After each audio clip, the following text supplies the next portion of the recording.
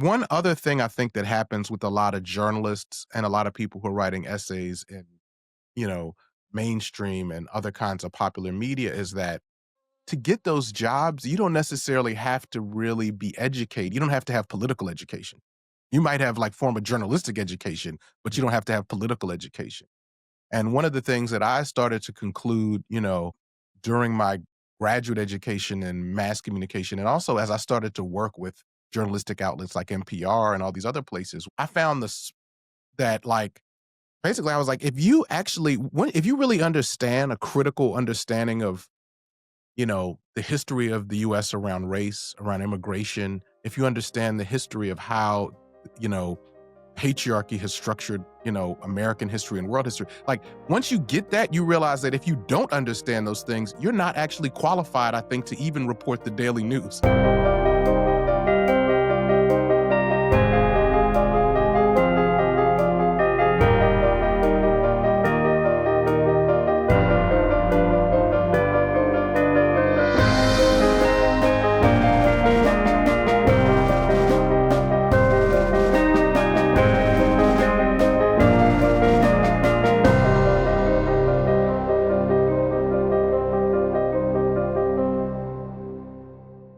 Hello, everyone. Welcome to Right of Resistance. I'm Kuros Charney. My guest today is Dr. Chenjerai Kumanyika. He is a scholar, journalist, artist, and organizer whose work challenges the stories America likes to tell about itself. He's an assistant professor at NYU's Arthur L. Carter Journalism Institute and an editor at Hammer and Hope, a magazine of Black politics and culture. He's also the co-creator and co-host of the Peabody Award-winning podcast Uncivil, which uncovers the untold stories of the American Civil War, and the creator and host of Empire City, the untold origin story of the NYPD. Chenjerai Kumanyika, welcome to the show. Thank you so much for having me. Really, really appreciate the work you're doing here and the opportunity to talk. Likewise. So one thing that runs through your work is telling untold stories that challenge official narratives. And we're living in a moment when trust in mainstream media is understandably declining, I would say, and people are looking for alternative ways of understanding the world. And so I want to start with Hammer and Hope because I think its thesis or its foundational purpose underlines a lot of what you teach and talk about and write about, that our reality is mediated, that most of what we know about the world is shaped by the media we consumed, either in a subtle way or a more aggressive way. So Hammer and Hope is in many ways a response to the way Black politics and culture are mediated through the mainstream media institutions. So can you talk about what distortions you feel mainstream media, more consistently impose and what you think Hammer and Hope is seeking to correct or reimagine on that front? Absolutely, yes. I'm really honored to be in the leadership of Hammer and Hope along with founders Jen Parker, Keeanga Taylor, and others. And we have a new incredible culture editor, Lovia Jachi. And so, yeah, it's Hammer and Hope is doing really crucial work right now in Black politics and culture. And to answer your question specifically, I think that the reason that mainstream media institutions and even a lot of, more recent or more, what we would call more marginal or niche media institutions don't do a good job of meeting the moment when it comes to not just Black radical politics, but what I would basically say, just describing our condition in ways that are accurate, offering us the best frameworks, uh, helping us to look outside of our own worlds, across borders and into other struggles. Any of those things is because the media weren't essentially set up to do those things, right? The mainstream media institutions were not set up, and in fact, my uh, sort of formal degree is in mass communications, and I study critical media studies. And you study the history of the major news organizations, you will see that they were mostly very much parts of empire, right? They were developed in conjunction with the U.S. empire, other empires expanding and establishing and enforcing colonialism, pushing back against counter-revolutionary movements. And so in a way, there's a certain a line of continuity. At the same time, I think I should say that those many of those institutions have people in them who are trying to do a better job. And so I do like to look at the dominant media institutions as terrains of struggle in which sometimes moments of good journalism can happen. But Hammer and Hope has a completely different origin, right? It started, I think, from um, Kianga and Jen realizing that essentially we find ourselves bereft of places that are sort of doing serious black radical politics, able to bring real frameworks around capitalism, around feminism, around gender, around ecology, around labor. Like, where are the places that can think about those types of things and how they interact with each other, and then also are accessible to a public, right? Because there's a lot of that work being done in certain kinds of scholarly books, a lot of kind of that work being done in certain types of in the journal world of academic journals, which I'm a fan of, by the way. I read those works and I study them, but they're often written in a register and literally on platforms which are just straight up not available to the public. So I think Hammer and Hope brings those things I was saying. I mean, if you look at, even our most recent issue, you're going to find things that can help you understand political struggle. We just dropped a new issue, the fall of 2025 issue. You're going to see things that will help you understand, a military coup in Mali. You know what I'm saying? Um, at the same time, you will understand what's happening with ICE. At the same time, you understand things to do with the struggle against colonialism and genocide in Palestine, electoral politics, and even popular culture. Like, all those things are in the same issue. So it's like, and they're addressed, I think, in very, very smart ways. If I can just say one quick thing, one other thing I think that happens with a lot of journalists and a lot of people who are writing essays in, you know, mainstream and other kinds of popular media is that to get those jobs, you don't necessarily have to really be educated. You don't have to have political education. You might have like formal journalistic education, but you don't have to have political education. And one of the things that I started to conclude, um, during my graduate education in mass communication, and also as I started to work with journalistic outlets like NPR and all these other places, was I found that like basically I was like, if you really understand a critical understanding of the history of the US around race, around immigration, if you understand the history of how, you know, patriarchy has structured, American history and world history. Like, once you get that, you realize that if you don't understand those things, you're not actually qualified, I think, to even report the daily news. Yeah. Sadly, is my feeling. So, um, I think that, Hammer and Hope approaches a lot of topics. Sometimes it's popular culture, but always with the sense of that deep political education. Yeah, and so, touching upon some of what you said there, about, for example, the coup in Mali, um, it seems to me that, the idea of, how all of these things connect is something that, well, obviously, to your point, someone with a political education is going to see, but it seems also to be a very kind of left-leaning way of thinking, Right, right.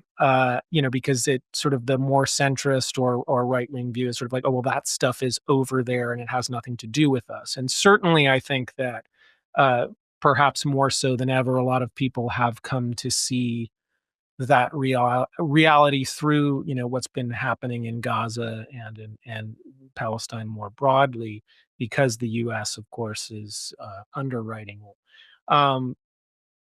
Yeah, I mean, why is that? Like, why don't centrists see the connection?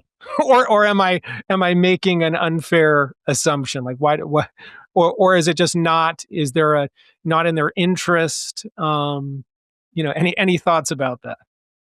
Yeah, I mean, I think, you know, I mean, the very I think the very dense and scholarly way to say it is that, critical education and views that think critically about colonialism, about nationalism, those kinds of things are not hegemonic. They're not like, they're not the common sense of the world, right? Um, so weirdly, a kind of fiction has set in as the common sense, right? So for example, like borders, right? National borders are kind of fictions in a way, right? They're fictions in the sense that, birds don't, or fish don't Yes. honor national borders or airspaces, right? These are Right. things that are socially constructed by politics. And so, of course, after being socially constructed, they are made very material and manifest and through violence.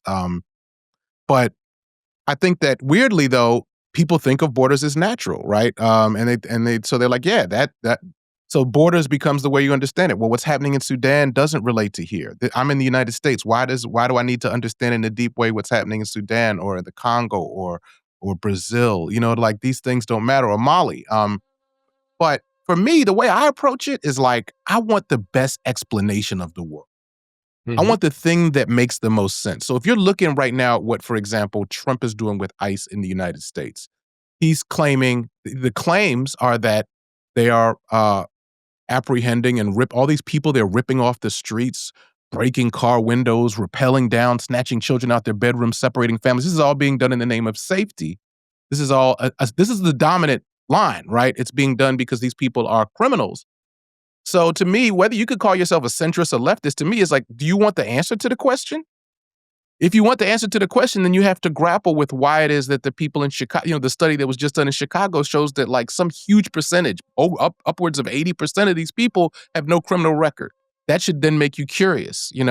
Um, if you're looking at the struggle in Sudan, you have to ask questions about what does the fight over resources in the land? What was the historic, role of oil companies, Western resource companies in this struggle?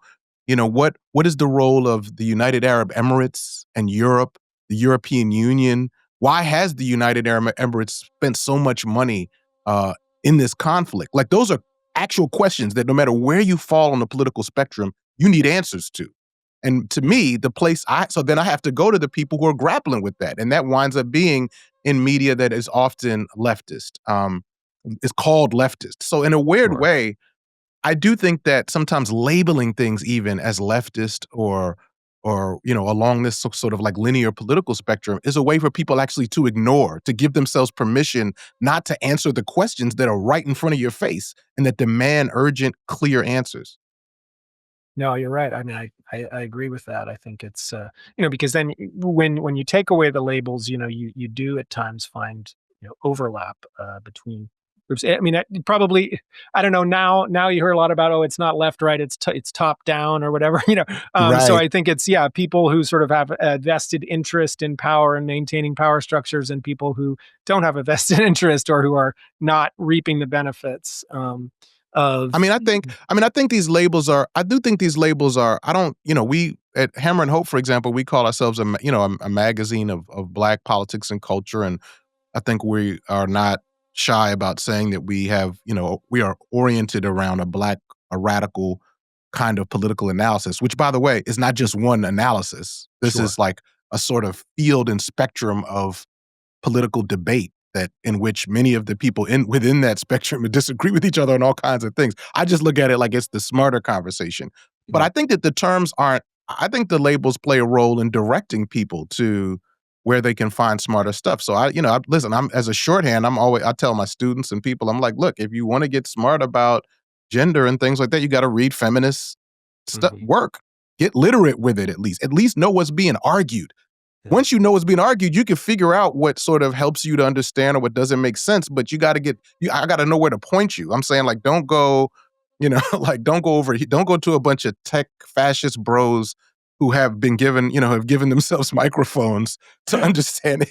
If you want to understand masculinity, don't go to them. Go to the feminists. They can actually, and weirdly, the feminists are going to be far more compassionate to masculinity. So, for example, in Hammer and Hope, Damon Young wrote a great article about D'Angelo. And how and you know sort of the way in which, while we all, wowed, even me, right, as a sort of straight hetero man, was wowed at how good D'Angelo looked. I'm like, wow, this dude is gorgeous. Hmm. He was inspiring, but that actually wrought terrible effects on D'Angelo. He was really, it kind of trapped him and became a prison where he felt like he had to stay in that shape, and certainly didn't help his mental health. But my point is that the way Damon is writing, we could say that that's informed by a kind of feminist and queer analysis. That's another way to talk about that. That's the place you go for a compassionate view of masculinity, not to someone like, I don't even want to say the name of some of these people, but not to someone like Jordan Peterson or Sure. or elsewhere. And so yeah, I think that the labels do help us know where to go, but they do become restrictive. Okay, so let's talk about policing because you have, of course, spoken and podcasted extensively about that. And Zoran Mamdani has gotten a bit of attention for his shifting position on policing, since his leading up to his election as mayor and since his election. Um, so if I'm correct in understanding, he has moved away from the defund the police slogan and seems to have let go of, or at least is not making the insertion that the NYPD is racist. So anyway, as someone who did a podcast on, shall we say, the racially problematic origins of the NYPD, what are Right. your thoughts on, you know, his position or just the growing discourse about Oh man, I'm this so glad as a you're result asking this. Chorus, I'm so glad you're asking this. So let's get to it right now. Let's get to First it. of all, I want to be clear. I play a lot of roles. I'm in the leadership of Hammer and Hope. I'm on the leadership of the AAUP, the national organization. I teach at NYU. I'm giving Chenjerai's analysis right Yeah. now. Okay. Not any of those institutions. They can associate themselves as they would like. So Sure. this is a great question that you've brought because it's confusing and it's a crucial moment, I think, for people who are part of the movements, who are part of the coalition that helped get Zohran Mamdani elected, who have interest and stakes in issues of public safety and just the kind of world we want to live in. So yeah, I get it. And let me just restate the terms for a minute and then before I break down, which is that yeah, I get a lot of people are confused because, this incredible coalition helped to win this election. Zohran Mamdani will be the mayor. And then there's all these, but the and it and during the campaign, he did not back down from a robust critique of the NYPD, and did not really back down from I think a fairly bold for an electoral election, a fairly bold positions on Palestine and on Israel's genocide. Um, and yet now that he's in the transition process, he's made some decisions. He doesn't appear to be trying to fire Tish, and he seems to be trying to set up some kind of working relationship with the NYPD. So people are confused. They're like, he's already. One way to view this is he's already selling out. Look at Mhm. him. He's not even in, and he's already selling out. Can just I really think, quickly for yeah. our listeners who aren't familiar with Jessica Tish, what is the significance of the fact that? Well, Jessica Tish is the police commissioner, current police commissioner of the NYPD, and she came in. She's significant for a couple of reasons. One is, I mean, the NYPD, as you'll learn from Empire City, to even call it a historically corrupt organization is nowhere near accurate because what you'll learn from Empire City is there was never a point when it served working people and did not suffer from all these scandals and predatory, problematic efforts and leadership. And what we saw in basically the last year was that there was like really not like the police, there was, I think these corruption scandals reached a point where like you had one police commissioner step down. And then within a couple of months, the transitional police commissioner also had to step down in scandal. And then Tish was elected. And Tish is an interesting choice because Tish comes from a very wealthy family and has you know, executed, some theater of changes to the culture of corruption, but basically it's been business as usual. And so some people are like, come on, this is a really obvious choice to change someone I mean, if you're gonna deal with the NYPD, why would you let Tish stay in? And you can, I mean, the record of all the things Tish has been involved with, or what the NYPD has been involved under Tish, it just continues. I mean, it's like it's just you know, like any other institution that was executing these kinds of things, and I don't use that term uh, sort of unintentionally, right? Like literally shooting people, killing people, random people, every kind of financial scam, $1 billion of overtime in the subway. I mean, it just anyway. There's so much, but to go back to this political question, right? Tish is someone who you could look at as low hanging fruit, right? Like we understand that we're not going to transform or abolish the NYPD on day one, but like at least you could get rid of this really um, corrupt police commissioner. So I understand why some people are confused, and I think that this actually is a smaller version of a bigger question that the left has to answer because we've shown that we can elect progressive and radical, and even radical politicians. So city councils on the municipal level. I don't know how much on the state level, but but certainly we have some progressive politicians even in Congress. And so, but then for those politicians, the terrain of struggle is now a little different once you're actually in office. And we know that we, on one hand, have to hold these folks accountable, but on the other hand, you know, some of the things they start saying, and I would agree, even the Mamdani campaign, some of the things I hear people say in defense of the Mamdani campaign transition process, I get why they're worrisome. They're like, well, we're in power now. It's different. We gotta, it starts to sound familiar, right? You're like, uh-oh, Mhm. we've heard this before, and now it's like we just gotta play ball. But I actually think that um, some of the ways I'm hearing this be talked about are not very smart, meaning that let's just take the really specific example of the process of somebody who needs to primary Hakeem Jeffries, right? Yeah. Now, there was a candidate, Chiose was like, yo, I want to primary Jeffries, right? There were some people who said, we're not so sure if Chiose is the one who should primary Jeffries. So I saw people immediately jump out and be like, they're selling us out. See, blah, blah, blah, blah, blah, blah, blah. And keep in mind, some of this is happening in a social media environment, right? Where some of the people who are bringing this out seem like they basically live to just point out that politicians are hypocrites rather than to ask the question, which is important to me, which is, how do we win the agenda that we are fighting for? That's the question I'm interested in. I'm Yeah. not interested in figuring out who's a hypocrite. I'm interested in winning. So for me, then you have to say, well, what are the battles on the table? We want to win. We want to win some of these battles around affordable housing, around universal childcare, around the transportation. We want to figure out what changes we can make to public safety, and what is the terrain of struggle needed to fight those battles? Who are the enemies of those battles, right?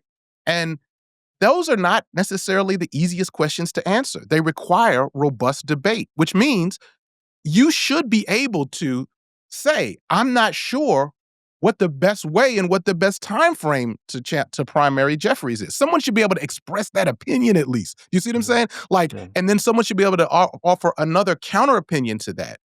And then you should go back and forth and arrive at a conclusion without the person who's raising those questions and trying to the conversation down being seen as a sellout. Because if that's what holding a politician accountable looks like to you, then you're not serious about having robust debate in our movement and critical strategy. Now, that doesn't mean that every time a politician or a transition team says, we got to be strategic, that should also not shut down conversation either. Absolutely not. But my point is that I'm just seeing a lot of these play out like in social media where the Right. algorithm is driving this. People's incentives to want to so that's what I look at. I'm like, yo, and here's one thing I'll say as the person who made Empire City, I'm almost certain that the opponents of the Mamdani agenda would like there to be a mess around the NYPD. Andrew Cuomo tried his best to center everything on public safety because he knows that scares people. And I remember Yeah. right before everybody went to the polls, there was a reporter put a mic in both of their faces and said, "What's the last thing you want?" Mamdani said, "Universal child care." Cuomo said, "Public safety." So I understand if the campaign is saying, you know what, how much energy do we want to get into with this NYPD fight right now? How can we keep the focus here? I don't want to get sucked into this large primary battle. I don't want to get sucked into this. I understand that perspective at least. My point is, if they feel that way, that alone, feeling that way, does not to me conclude that he's sold us out. Now, other perspectives might exist. Some people are like, nah, I think she is the one. I think somebody else.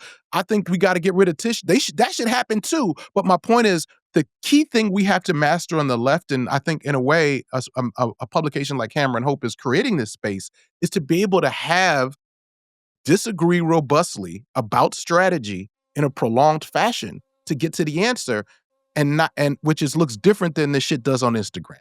I'll stop there. I know that was long, but this is just so No, important to me. I I'm glad. I mean, so if there were to be that conversation, what would you like to see come out of it? Would you like to see someone primary Hakeem Hell Jeffries? yeah.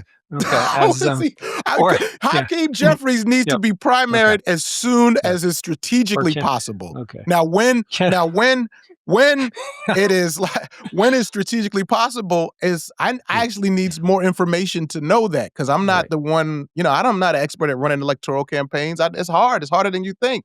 It's very easy for me to jump on TikTok or whatever and yeah, tweet trash about, or the truth about Apoc Shakur, whatever they call yeah, him. yeah, But for like my thing, but my thing is like, but the actually like the what it takes, the resources and strategy of winning that campaign, I don't know. So, but my thing is, I'd love to see Hakeem Jeffries. He is maybe he's like the second best because Schumer, I think, is yeah. probably like the quintessential example of the failure of Democratic leadership.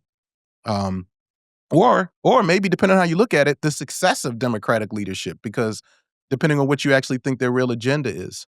Well, and that I guess leads to my next question. You know, what? Yeah, can should the Democratic Party be? I mean, look, I will say, Yeah. uh, pre Zoran's campaign, just after the November 2024 election, I was done. Well, actually, before that election, but I was done with the Democratic Party. I mean, I was done with the two major parties. I mean, I was sort of thought, well, okay, well, maybe there's still a case for being a registered Democrat to vote in the primaries, strategic. But I mean, I really, at that point, I had just decided that there's just no reason Oh, to play ball with these folks. Uh, Zoran, I mean, I have to say, has called that into question a little bit. I still, obviously his success doesn't erase the issue of corporate money in politics, no, it of doesn't. I mean, I guess that being probably the biggest issue. But I mean, what are your thoughts? Do we need more parties? Do we need just different I parties? mean, 100%. I mean, we absolutely need more parties, but the way I want to answer this is to say what I think is needed is a optimistic and revolutionary, but reality based understanding of what party building takes, right? And we need some more precise language to talk about the Democratic Party. So, for example, sometimes I hear people talk about the Democrats, right? And I know what they mean because, Right.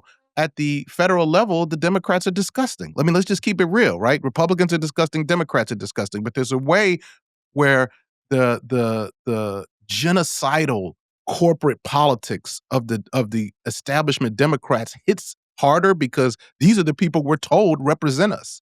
They at least act like try to say at some point that they're representing us. Where at least conservatives have not even that we see what they're doing. So it's like I think I think it hits different and at that level. But the problem is that, like, if you look around the United States, like I used to live in South Carolina, you know what I'm saying? Mhm. There in a municipal town, one of the many towns in South Carolina, the Democratic Party institution there is probably who you're going to have to work with to get certain stuff done. Now, the Green Party was present in South Carolina, but they did not have the political force necessary. And to be honest, I didn't see the Green Party knocking on doors, calling between elections. They would kind of pop up at the beginning of an election cycle. Now, keep in mind that might be reflecting my own lack of engagement. I'm not going to blame the Green Party. Somebody said, I know there's some Green Party person. Yo, we were doing it. Chinch, you just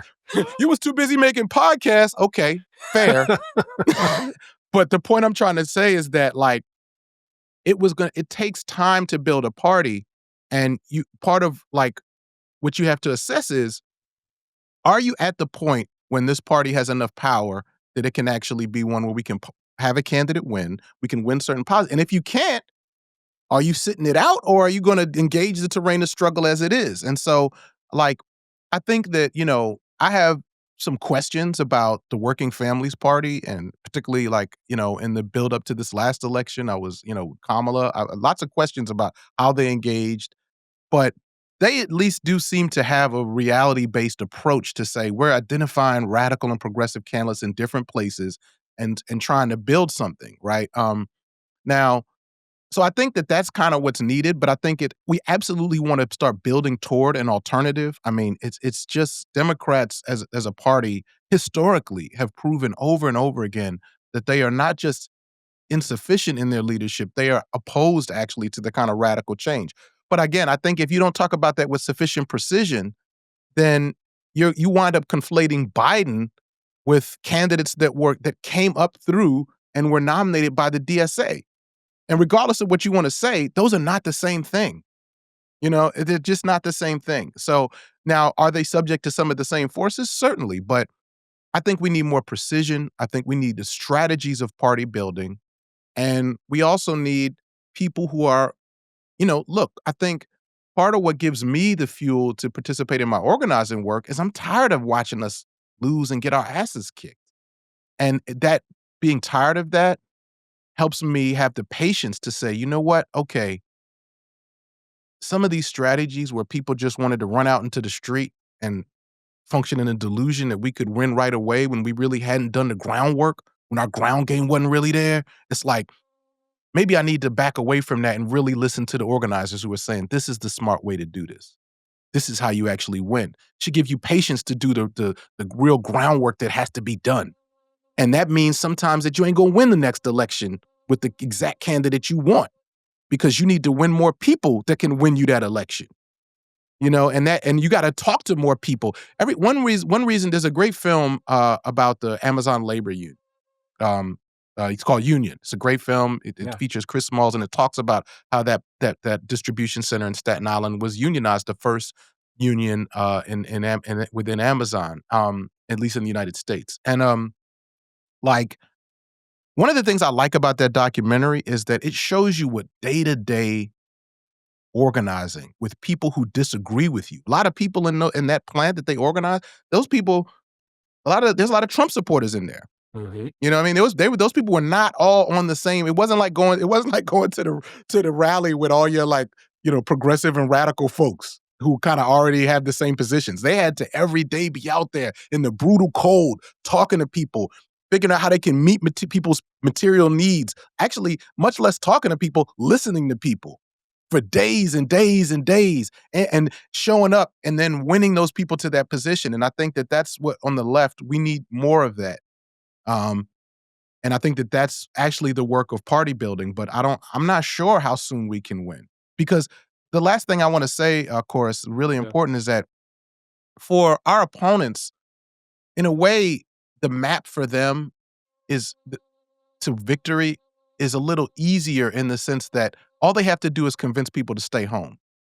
They Yeah. just have to make enough of a mess that people won't actually show up.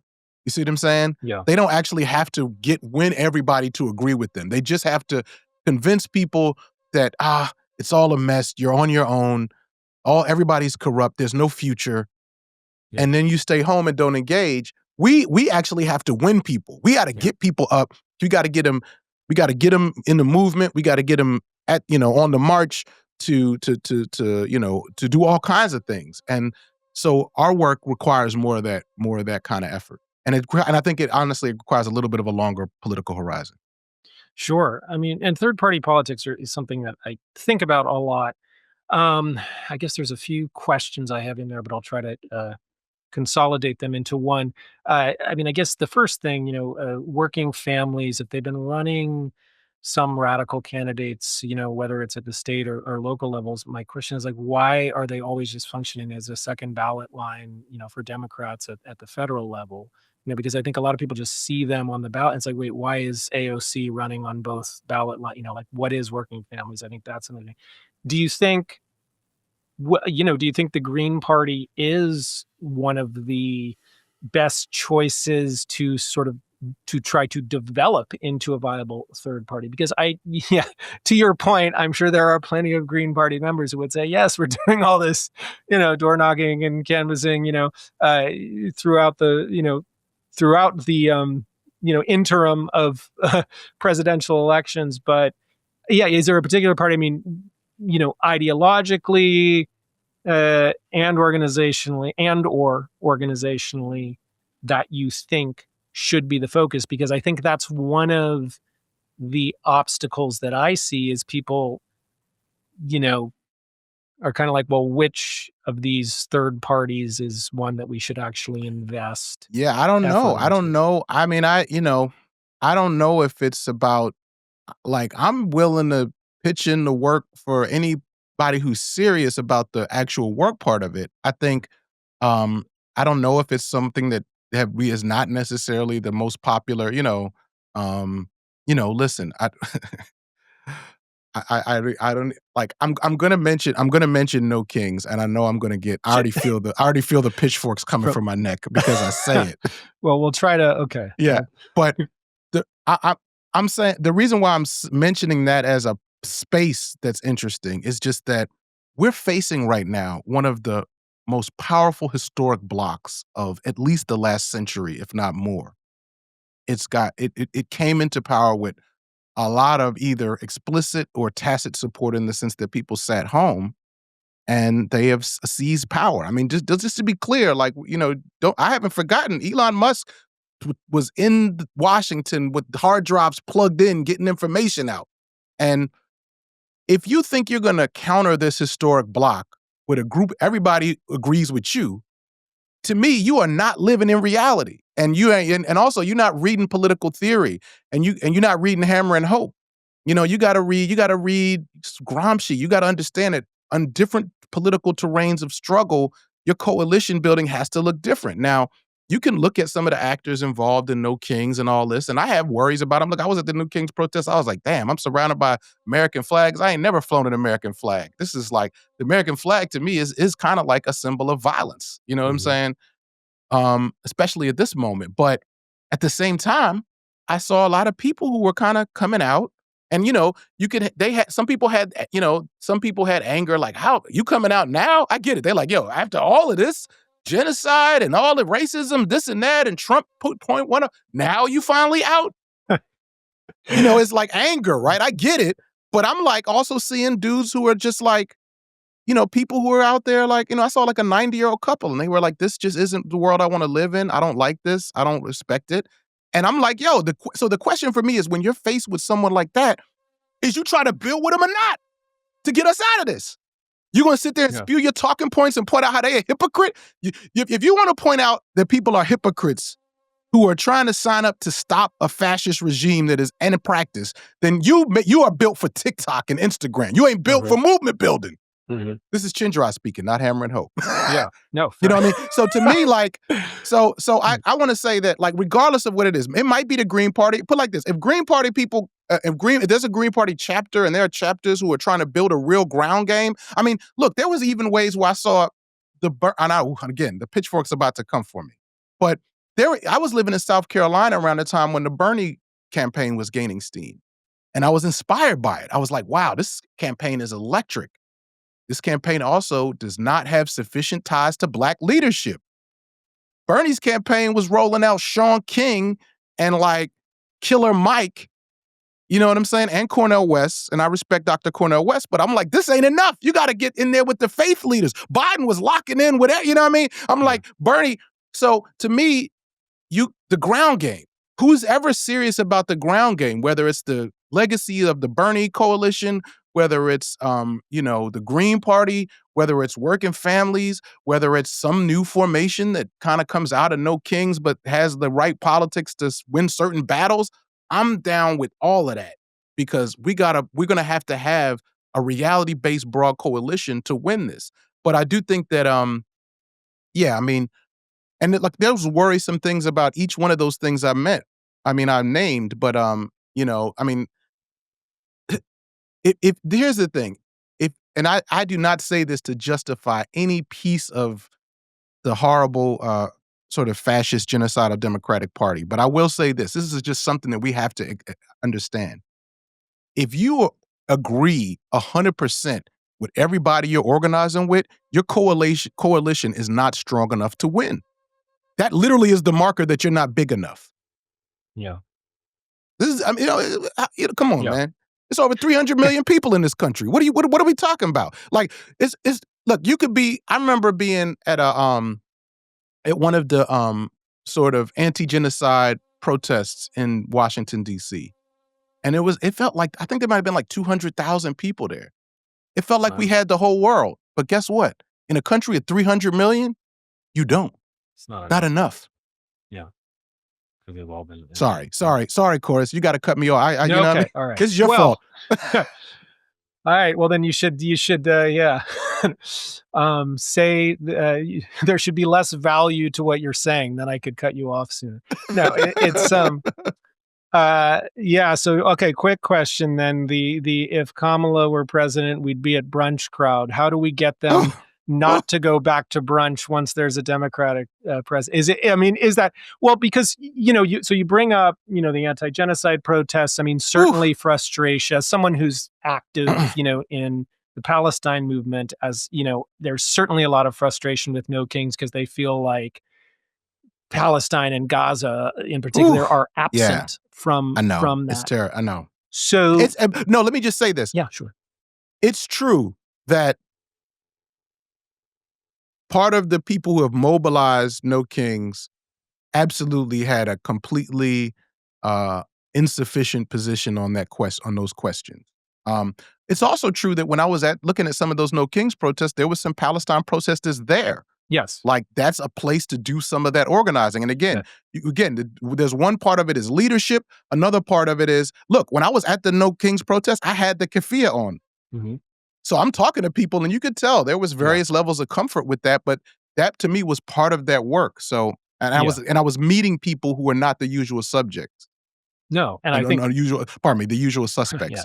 I'm thinking of my podcast, Unruly Subjects, which everyone Okay. should subscribe to. Okay, you got unruly subjects. Great.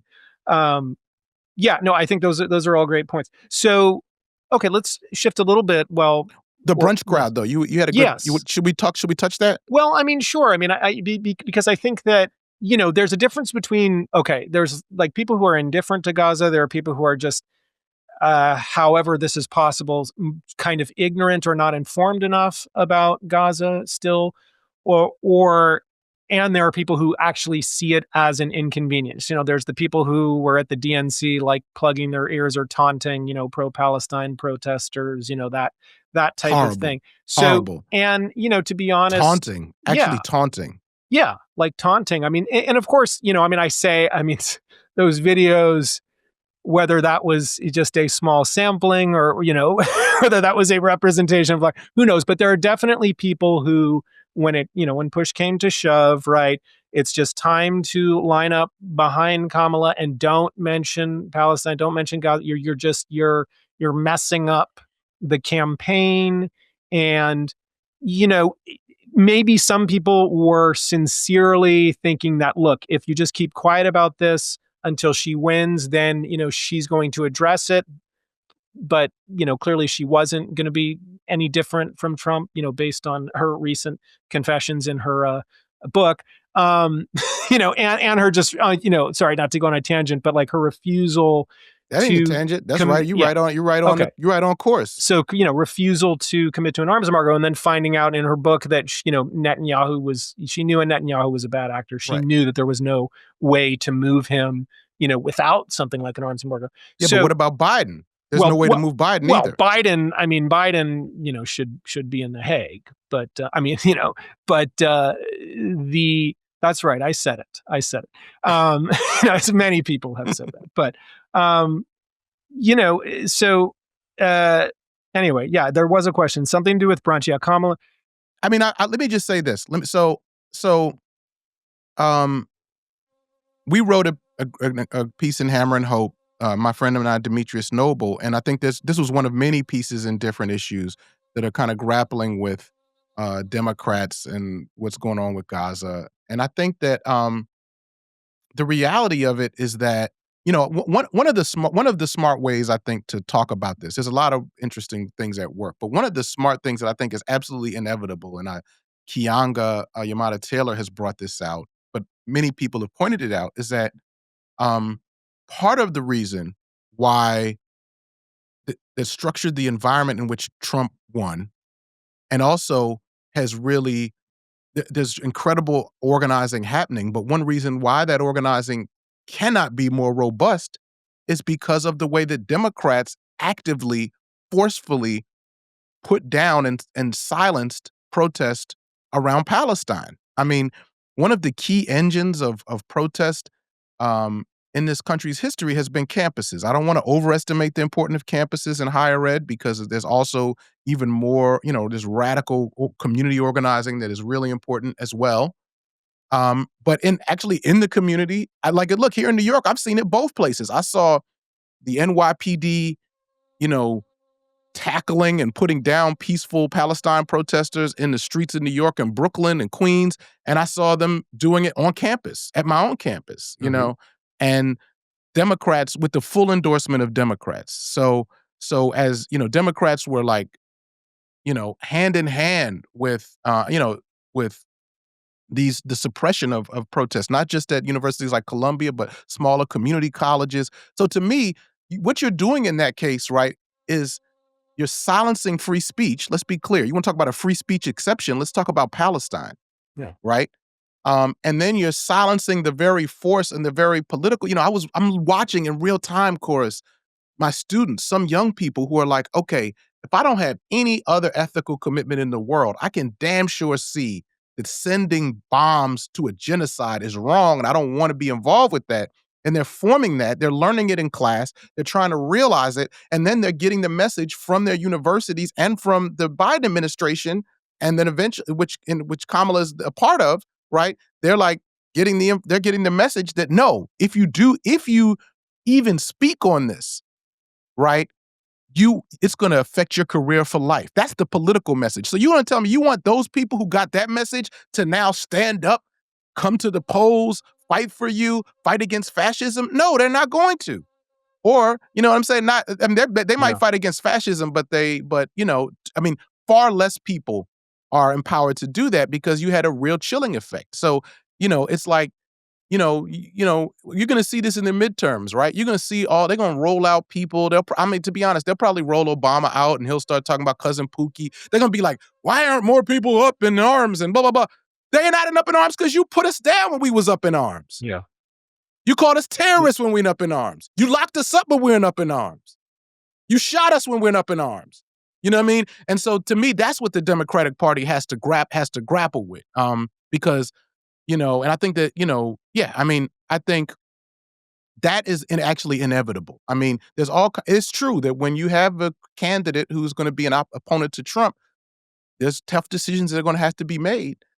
But this question I'm talking about must be grappled with. What is your program for working class people?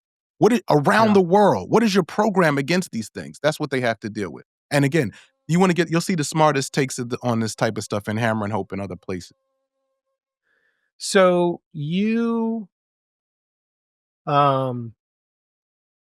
also the founder of NYU's Faculty and Staff for Justice in Palestine. Well, let's Is that correct? Yeah, that's I was I think on the team that Okay. helped to I rejuvenate mean, Faculty for Justice okay. in I Palestine, don't and wanna. I'm a founding member, Okay, you're a I would say, founding yeah, member. Okay, fair yeah. enough. I appreciate that clarification. Yeah, yeah, Uh along with Andrew Ross, Paula Chakravarty, oh, great. and many other of our Which members. both of whom I reference actually in my own classes.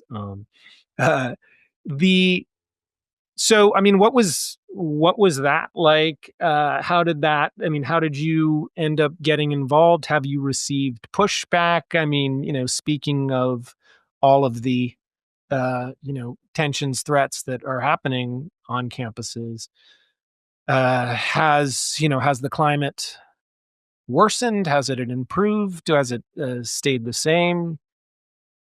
Well, I think that there's been some there's a tragic story to be told about it, and also I think a hopeful story and an instructive political story. The tragic story you already know. I mean, Mhm, you know, like faculty on our campuses, some of whom, there was a range of political education, and I wasn't necessarily the most educated person about Palestine. I've never been there.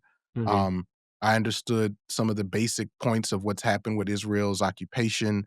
I could see this genocide occurring, and there were those of us, and then there were people who are like literally some of the most educated and influential scholars on these issues and long term activists. But all of us were like, look, our students should be able to uh, fight for fight against this and raise their voices and organize without being targeted in ways that are not just against due process, but they just are also unethical. Period. And we want to stand with the students. We can't let them lock up our students and punish them without us being involved to make to sort of say like no. So.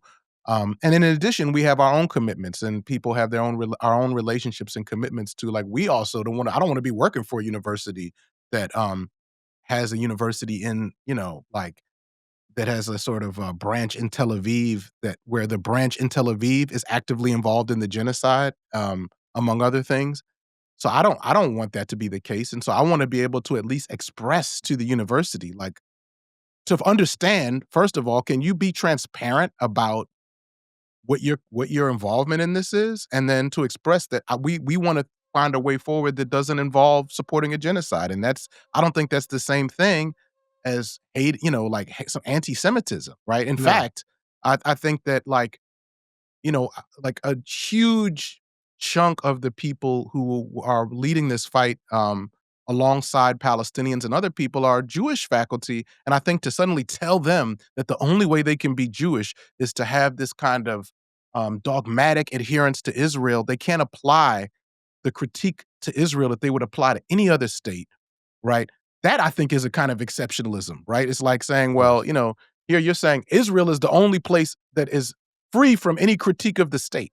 So all those reasons I think motivated uh you know uh sort of Faculty for Justice in Palestine. And I mean a simpler way that I should also just say is like it was important for us to just be in solidarity with our colleagues in Palestine. I mean, Right. one of the things that's been occurring even before October 7th, 2023, is the scholasticide. All the cultural and scholarly institutions in Palestine, I mean, certainly in Gaza, have been destroyed, completely destroyed in Gaza, right? Like, not Yeah. just universities, but museums, other institutions of cultural knowledge. And so I think that for all those reasons, we're like, yo, again, across the world, any other place, it would be obvious that we should be in solidarity when we're doing scholarly work.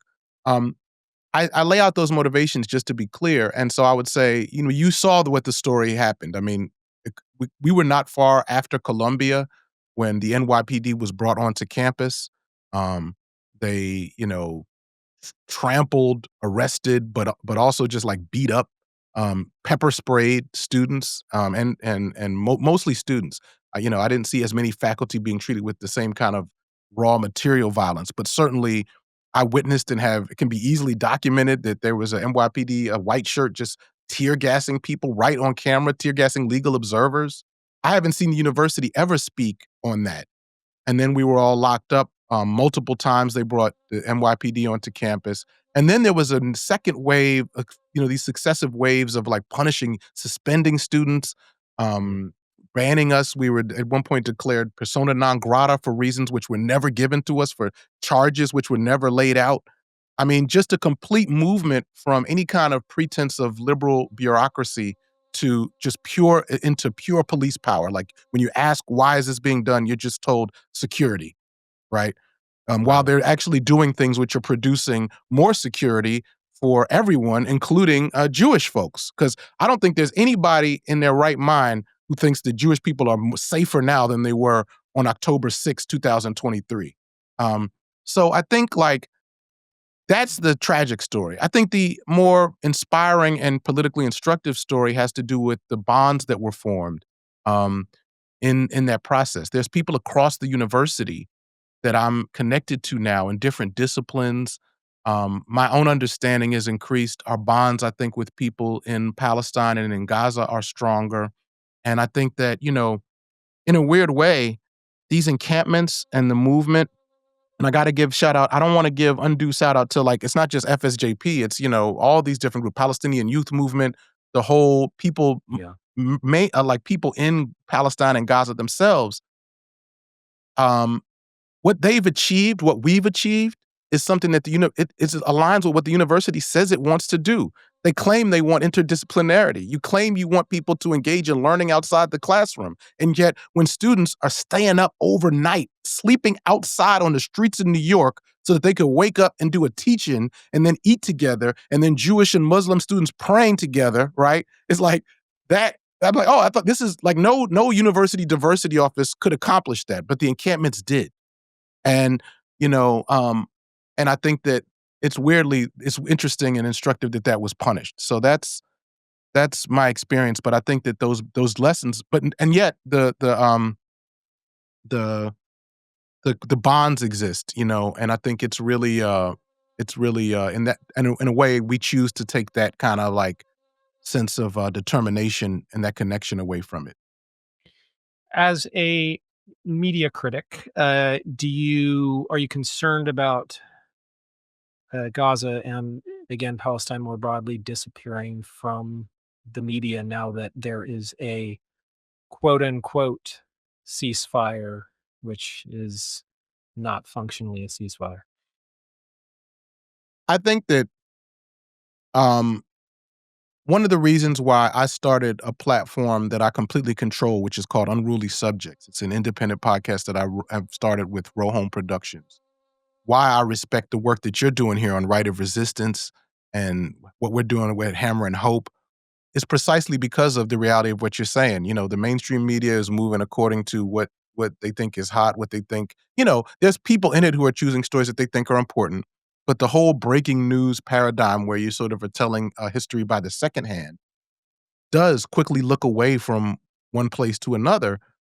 I mean, we should be clear. This whole premise, I think there was just like I just saw like a major kind of like UN person say that even this idea of a ceasefire is largely symbolic. The very smart people in my world were saying that right from the beginning that this was more of a hostage exchange than a ceasefire, because we've just seen, I don't. Are we up to 100 people have been killed since the beginning of the Yeah, ceasefire? I think over 200, I think. Over 200. Yeah, it's just like so to me, and then all the claims about humanitarian aid being brought in. So the only tricky thing to hold about this is that, I know that any kind of slowdown in the onslaught is welcome by people in Gaza, right? And Yeah. so for them, um, and for all of us, we want to sort of uh acknowledge at least that there are if there is some difference, but I think it's really important to acknowledge that this is not a ceasefire and to pretend like it is, and then to credit these politicians with somehow like having accomplished a ceasefire. We have to ask the real question: how does this become a part of not holding Netanyahu accountable and holding Israel accountable for what they're doing in an ongoing way? And how does it usher us into an even more absurd phase of this where you still have people being killed, you still have people being starved, you still have the ecological damage, you still have the violations of you know, the theater of international law even. You have all those things, and then yet it's under a so-called ceasefire. It's like, that is a weird thing to hold, but I'm seeing an increasing course of people going, "Maybe we shouldn't even call it this." Well, that's good to hear at least, because, I worry about that, people still trying to protest, call attention to the issue, and, the rebuttal being, "Well, you got your ceasefire, what are you complaining about?" Right. Um, Yeah, the what do you think? You wanna say more? I haven't asked you what you I've been, like, really hogging the mic here, Oh, well, yeah, well, I mean, you're I brought you on to talk. But yes, I'm happy to, say more. Well, a few things. I mean, first of all, it's like you're dealing with, like within hours of the quote unquote ceasefire, Trump is tweeting, the world loves Israel again, which, okay, well, maybe if you say it enough times, people will believe it. And the New York Times running a story, I think, a day or two later about, how I don't remember the exact headline, but how Israel is going to, restore its image, its public image among Americans. Like, without a, you know, basically this narrative of, well, there's a you can't ceasefire a genocide. Like, there has to be accountability. And who knows what, more horrors they're going to uncover, month after month, so, it's like a sort of a parallel, I mean, when I read the New York Times or watch mainstream media, I feel like I'm wearing special goggles, like I'm Right, looking at, right. so it's just completely different ways of framing things. But And you yeah, are, you are. You're wearing yeah. bourgeois um, ideological yeah. empire goggles. Yes, exactly. And no, but I mean, it's like it took a genocide to rally the world in support of Palestinian liberation. And so it seems clear that now the empire managers, the mainstream media, want to bury that by just making it about stopping or slowing, the genocide or the war, as they will call it, to your point, to avoid any kind of accountability. So That that's seems to be it feels like Mhm. both Trump and Netanyahu kinda have a sense that what they're doing is not popular. They're in all kind of violation of any kind of law that you can imagine, Yeah, and it feels like some of the game is to keep this going so that they can avoid, like you saying, accountability. Um, yeah, because yeah, I just think that, I do think that what they're doing is actually not popular, especially at this phase. But again, I think that the stakes for them are less. I think they don't have to be as popular, um, as they had to be to get elected to continue because yeah. they just have to keep people, feeling kind of in a nihilistic, individualistic sense, that like there's no hope, there's no future, and then people will remain disengaged. So No, that's true, and Trump does an excellent job of making Americans worry about so many other things that, it diminishes their energy for caring about, or at least actively caring about, Gaza, because it's like suddenly they're worried about their own livelihoods and their own personal safety. So, that seems to be very effective for him. but Yeah. yeah, Well, but I would say, but what's interesting is even while that's true, what's also true is like if you look at how people are responding to ICE, I mean, yeah. it's really quite, for lack of a better word, inspiring, encouraging, and I think instructive. I mean, I'm seeing on an unprecedented scale individuals come out. See, people are sometimes, in some cases, I mean, they shouldn't be risking federal charges because nothing they're doing is illegal, right? Mhm, But we all know that that will not stop, Trump from trying to bring down the power of the federal government. mhm. And I mean, I'm seeing. I just got finished talking to, someone from Hands Off NYC, which is an enormous coalition, involving people from everybody from Make the Road, Debt Collective, all these organizations, just and they're holding massive trainings. People are learning. People are signing up. They're coming together to do this, to fight against this. And we've seen some. I don't know if I would call them victories, but certainly some success in raising the costs for ICE operation and actually pushing them back, de-arresting. Like these are things that people are doing right now, not just in the. I'm seeing the New York version of it, but Chicago, New Orleans, and I just think that shows that you know I, I believe you got to bet on people, even when it's depressing times, even when it feels like people aren't, that the idea that ordinary working people are not going to fight, that's an idea for their side. We believe in people and we work with people and join them because people are basically not taking this right now. Of course, we want to welcome more people not to take it, but people are not accepting this, and I think that that's also important to remember because yeah, so this weekend, I mean, I don't know when this is going to air, when our conversation is going to air, but the weekend of December 12th to 14th, there's a whole weekend of organizing around ICE, and I think that that's the kind of thing, you know, like look, I ain't gonna lie with you, Chorus. I probably need to get like a real therapist to help. But like that sort of is also like my therapy is just to actually get involved in the actions that can transform my material conditions. Because the reason why it has a therapeutic impact for me is that in those moments, I know that I'm in the place I'm supposed to be. I'm on mission right now. You know what I mean? I don't always know that in different other parts of my life. My job, I'm sort of like, is this part of the work I love. This part, I'm not so sure. Mhm. There's other work and there's all kinds of things I have to do. But when I'm there fighting power, I know I'm in line with history. I'm in line with my ancestors. I'm in line with the moment, and that actually weirdly has a therapeutic effect on me. You know what I mean? No, that's Which an is excellent point. yeah. Yeah, I don't know I how about you? How do you I totally agree. I mean, that has definitely helped me cope over the past 2 years, I think fighting power is a great way to make you feel less powerless. Um, anyway, also art yeah. though. Art too, man. Well, it's funny, yeah, actually, that was the subject of my last, episode, which actually just dropped today with Nejla Saeed, and Mm. that was something I was grappling with a few months ago. I wrote a piece on my Substack called "Art in the Age of Genocide," and sort of grappling with the idea of, like, how does art address something as urgent as stopping a genocide? It's not like I can What just a have what a yeah, like, people go excellent see a question. I'm play. sorry. Yeah, that was just an No. excellent question. It's yeah, I mean, it's like, do you just people go see a play and then they're like, "Well, we gotta stop."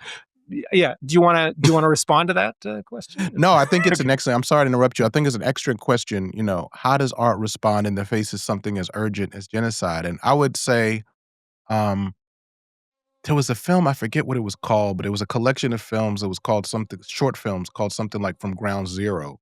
Mhm. Um, and it was artists in Gaza.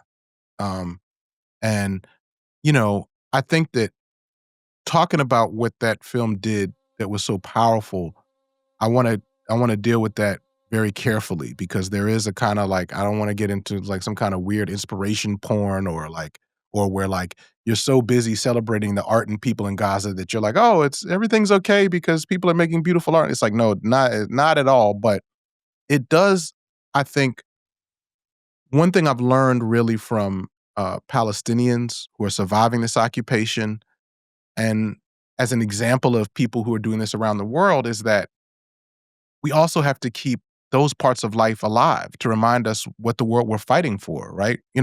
We're fighting for a world where we can enjoy the beautiful things. We can enjoy the way that those beautiful things help us to understand our situation better. We're to sort of help us understand other dimensions, other energies, other ways of inhabiting meaning. Because all you have to do is look at some Instagram ads to understand that the world we're being offered now is completely bullshit. I was like, one time it's like I sometimes like say, yo, I'm not surprised a lot of people join cults because what modernity and post-modernity has offered us in terms of meaning is just really empty. It's just like, hey, here's a, here's a you get really excited about this new phone charger. It's like, no, dog. We need real meaning making. And I think Yeah. that people within that film on Ground Zero, what you see is like just tremendous people persevering in their art making under the most urgent conditions. And, and the art is incredible and what's happening is tragic. And it's just, I think it's a reminder that like, I'm like, yo, if our Palestinian folks ain't letting go of it, then we can't let go of it. But we simultaneously, I'm interested to see what answer you arrived at in your essay, but we do have to, I think, maintain that critical edge to pressure to make sure how do we make this art matter? Yeah. Not stop doing the art, but how do you ensure that it matters in the way that you're doing it, in the methods of production? Because there's also another impulse that wants to let the artist totally off the hook when it comes to politics, right? Like, oh, I just do art and I don't do the other Yeah. part and I just do this. And why do I have to always do this? And why do I have to always think about this? Can I just? And I think that that's actually not revolutionary. That's a kind of neoliberal thing where it's like, oh, all politics is just expression. If I just wake up and express and feel, then my work is done. So we definitely got to push back against that. Yeah. But that shouldn't make mean that we don't do art. Yeah. I'm a hip hop fan, man. You know what I'm saying? I Mhm. gotta listen to a certain amount of hip hop every day or I die. Well, there you have it. Yeah, well, I'm definitely of the all art is political camp. Um, Yes. and yes, my essay, I like it. Others like it. Some people maybe felt I wasn't optimistic enough. Although I think I arrived at a pretty good conclusion. But I'll let people to in order to drive traffic to my Substack. I'll let people I want to read go it. check it out. Yes, Art in the Age of Genocide.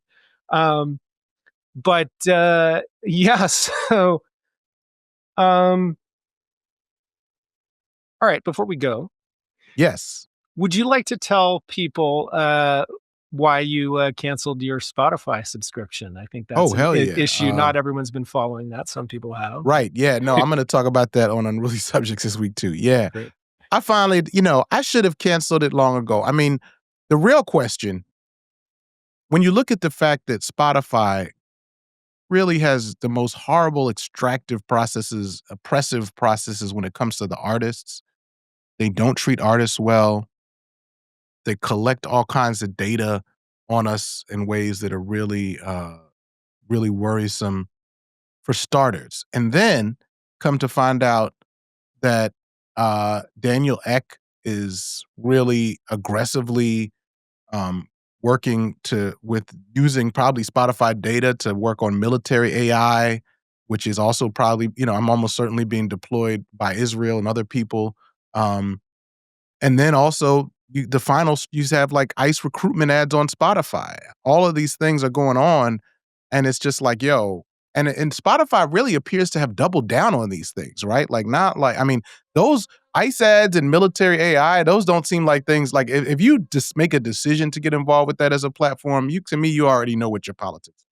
That's not like, oh, we didn't understand that military AI was bad. It's like, no, you got it, but but despite that, even when people who are paying for this raise questions and say, "Yo, man, why are you getting down like this?" Spotify seems to really double down on evil practices. So the real question is, why did it take me so long to get out of it? And I think the answer is to cancel my subscription. And I think the reason why is because I just always think structurally, right? Like I tend to think like that individual moment of where I cancel the subscription. Part of me is like, does it matter?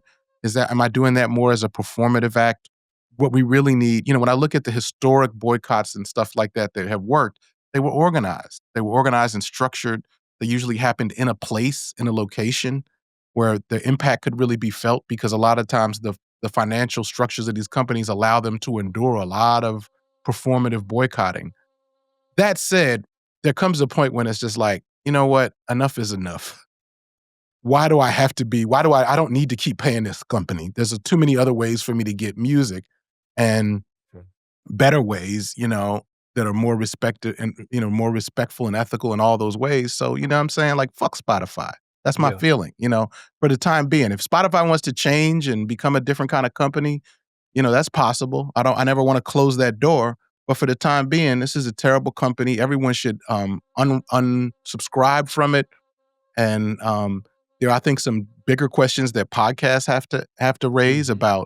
about what it means for us to be being distributed on these platforms. And a lot of musicians have taken all their stuff off Spotify, so I encourage all those movements. And what's weird, and I think this is a lot of how my politics work, right? Like, I encourage those movements, and also those kind of movements, especially if they're applied to other platforms. Yeah, they're gonna have an effect on me. It's gonna be like, damn, how do I get? But Yeah. that's what we want. We want structural change that really has an impact. We don't just want like these performative individual things, because in a way, and I think the history of the climate and ecology movement is a great example um, of this, that the real profound change happens at a structural level. And so the work has to be about movement building that's going to really make an impact. And um, it's not to say that people shouldn't take individual actions. I get that people want to have integrity. Um, but it's also that, like, if you just are like, I'm just going to have my personal consumption, if the only realm of struggle is going to be your personal consumption, that's not going to be enough to get it done. And in fact, I think a lot of these companies want that people to think that way. Um, and I should say, as a last note, these questions about boycotting, about our personal consumption versus larger movements, it feels to me like our movements around AI need to be reminded of some of this, because I see a lot of hand wringing about people's individuals' personal AI use. And, I mean, I'm not going to argue people should use AI, they shouldn't.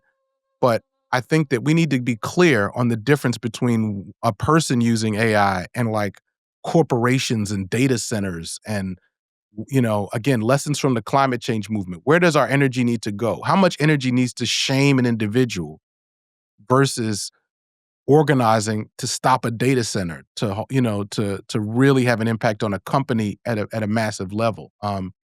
Especially in a world where this stuff is being embedded in so much of our lives that you can have some sort of, you can draw a circle around a certain part of your practices and say, "Oh, I'm good here. I'm not doing this." But is that really reality? Are you inviting yourself into delusion? My point is, let's get involved with the movements. I just saw a whole bunch. Was it? I just Is it like 300 environmental organizations just raised the alarm about data centers? That's Yeah. what I'm talking about. You know what I mean? Yeah. So yeah, I think the big question for us podcasters who are distributed on Spotify, do we leave or do we stay so that people who hear this conversation will be driven off Spotify? That's that's it, right. It's a Do I? it's yeah, it's a tricky question, and I think some of it has to do with, the organize what's the way to have the impact? Yeah, Um, but, it's yeah, and I appreciate you raising it, and you raising that, and us having the patience and the commitment to move through that conversation in a committed way and in a courageous way is what is needed. Calling people out, this person or that person out for being a sellout, uh, probably on a platform sure. which has the same problems, that ain't the way forward. Yeah, that's true. That's that's a great point. Okay, so as we go, I think you've given some good advice to people already, but if there's any remaining, organizing or just general resistance advice you'd like to give to people, and then of course remind us of the various places we should follow your work. you know, You get you well, feel I say, you anticipate the irony of what I'm about to after what I just said. I mean, I like I other, no on the on the movement advice. I mean, look, Chorus, you invited me on this show, and it was great to talk, and I got very passionate at different times. But what I really want people to understand is, like, we have to be generous to each other. Um, I think we have to. I do not in any way. I'm in learning. I feel like I'm in a learning mode. I Mhm, don't have all the shit together. Part of why I work with organizations like Hammer and Hope and the AAUP and mhm, FSJP mhm, is because I want to be around people who I feel are smarter than me mhm. and have a better understanding. And so I hope that we can just sort of take care of ourselves and take care of each other in that way. Um, I think that's my main advice. I think, obviously, I mean, it sounds weird to say join an organization, but the reason why I think it's important to say over and over again is there's a lot of people who have just become skeptical of organizations because maybe they had a bad experience. But I think now is a time when we do have to kind of get organized. Probably the best way to do that is to join something local in your area. In terms of following me, I mean, I'm on pretty much all the platforms out there. I don't spend much time on TikTok. Um, but I do have a new podcast, an independent podcast called Unruly Subjects, and that's a weekly show. It drops every week. So I'd love for people to come check us out there. We do politics, but we also just try to hang out a little bit. And you know, and I think it's really important for people. If you're listening to this now, I don't know if this is your first listen to Right of Resistance or not, but if it is, support this podcast because this is what got you here. This is what brought us together. And I know that um, these things aren't free to make. They take a lot of work. So you got a Substack. I'm putting. You know what I'm saying? I'm putting some love on your Substack. You I know what I'm saying? appreciate Like that. it's important because look at the conversation we had here. Now a lot of other places we can't have it. So True. that's my advice, and I just thank you for having me on. All right. Well, thank you, Chenjerai.